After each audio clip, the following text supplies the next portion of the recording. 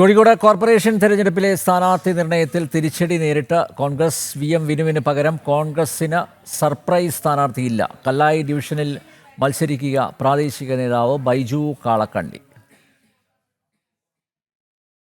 ഇടത് ഭരണം അവസാനിപ്പിക്കുക എന്ന ലക്ഷ്യത്തോടെ മത്സര രംഗത്തിറങ്ങിയ കോൺഗ്രസിന് കോഴിക്കോട് കോർപ്പറേഷനിൽ കനത്ത തിരിച്ചടി.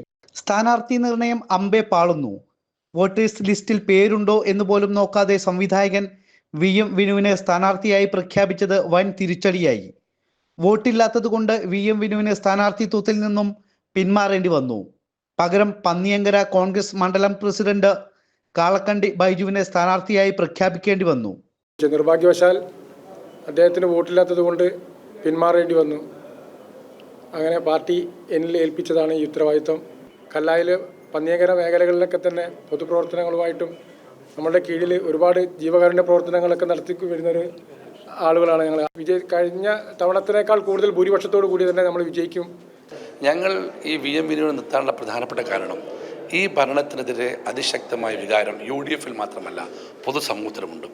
ആ പൊതുസമൂഹവും ഞങ്ങളോടൊപ്പം ഉണ്ട് എന്ന് പറയാനാണ് പൊതുസമൂഹത്തിൻ്റെ പ്രതിനിധിയായിട്ടാണ് VM വിനുവിനെ മത്സരിപ്പിച്ചത്. പക്ഷേ അദ്ദേഹം മത്സരരംഗത്തിരിക്കലും അദ്ദേഹവും ജോയി മാത്യു ഒക്കെ ഞങ്ങളുടെ പ്രചരണരംഗത്തുണ്ടാകും.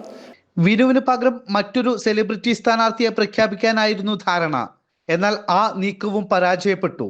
ഇതോടെയാണ് പ്രാദേശിക നേതാവിനെ തന്നെ സ്ഥാനാർത്ഥിയായി പ്രഖ്യാപിക്കേണ്ടി വന്നത്.